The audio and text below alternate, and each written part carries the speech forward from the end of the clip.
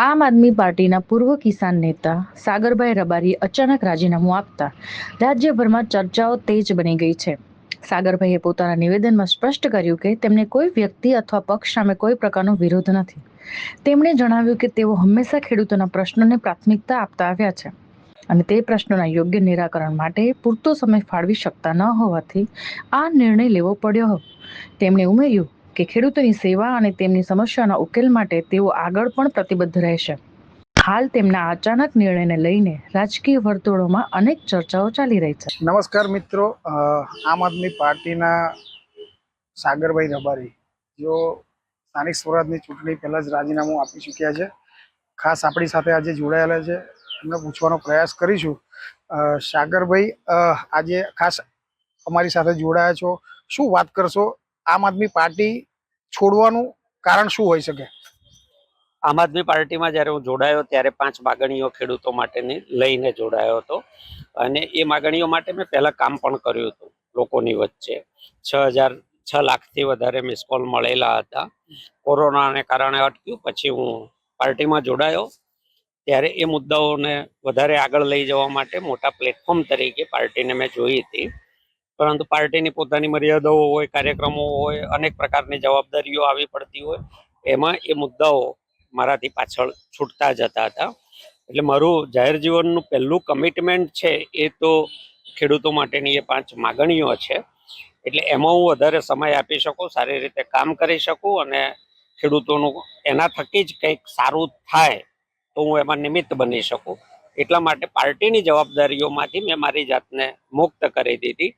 એ ધ્યાન રાખીને કે મારા નિર્ણયથી પાર્ટીને મતદાન ઉપર કોઈ વિપરીત અસર ન થાય અથવા મારા રાજીનામાને બીજા પક્ષો ખોટી રીતે વટાવીને અર્થઘટનો કરીને પાર્ટી પર આક્ષેપો પણ ન થાય, એ રીતે બહુ સાચવીને સારી રીતે પરસ્પર સંબંધો યથાવત રાખી અને હું ખેડૂતોના કામ માટે આમ આદમી પાર્ટીમાંની જવાબદારીમાંથી મુક્ત થયો છું. મુદ્દાની વાત કરી અત્યારે અમુક મુદ્દાઓ અને અમુક વસ્તુઓથી લઈને મેં રાજીનામું આપ્યું.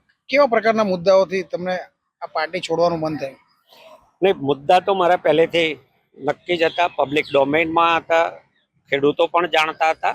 અને એ 5 મુદ્દા હતા કે ગુજરાતમાં ખેડૂતો માટેની લાંબા ગાળાની કોઈ કૃષિ નીતિ નથી, તો સરકારે કૃષિ નીતિ બનાવવી જોઈએ.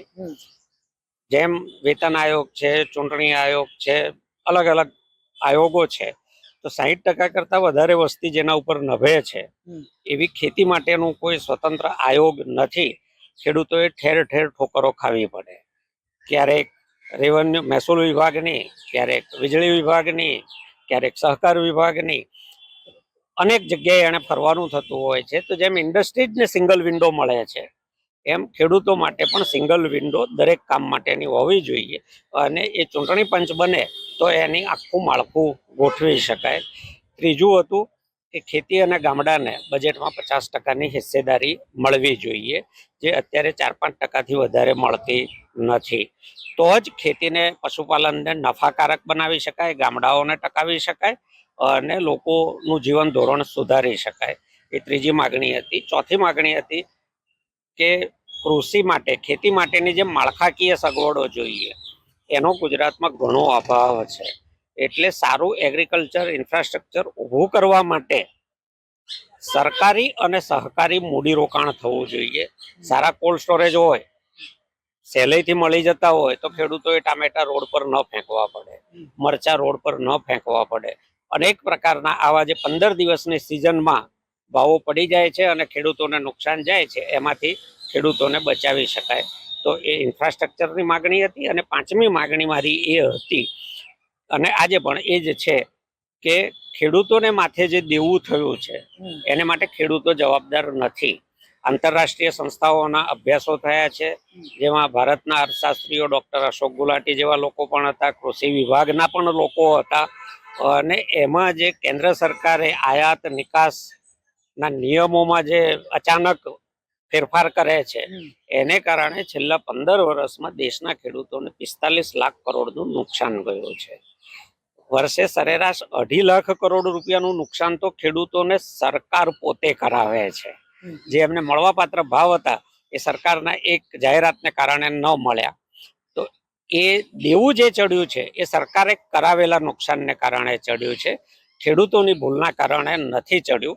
તો એ દેવું સરકાર એકવાર 0-0 કરી દે, કારણ કે ભૂલ નથી એટલે માફી પણ ન હોય. એ તો એમની ભૂલ અમારી ભૂલ છોડીને એકવાર પાસબુકમાં 0-0 એન્ટ્રી કરી આપે. આ 5 માગણીઓ પહેલા પણ હતી, આજે પણ છે ને આગળ પણ રહેશે.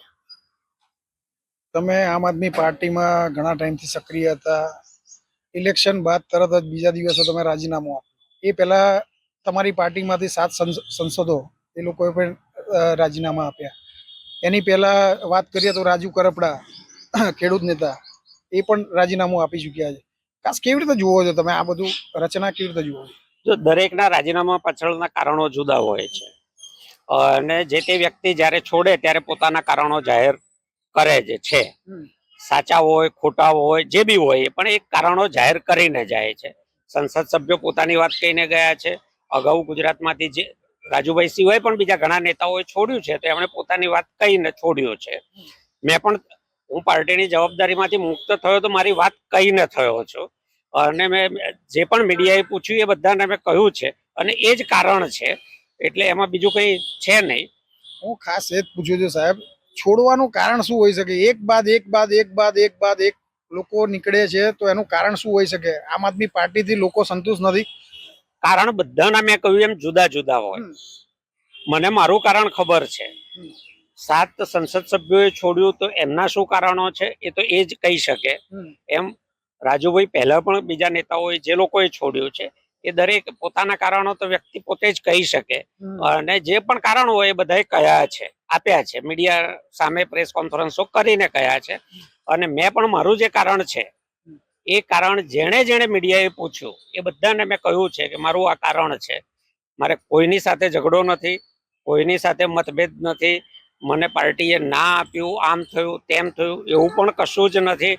પાર્ટી જે આપી શકતી હતી એ મને આપ્યું છે, અને હું પાર્ટી માટે જે કરી શકતો હતો એ મેં કર્યું છે.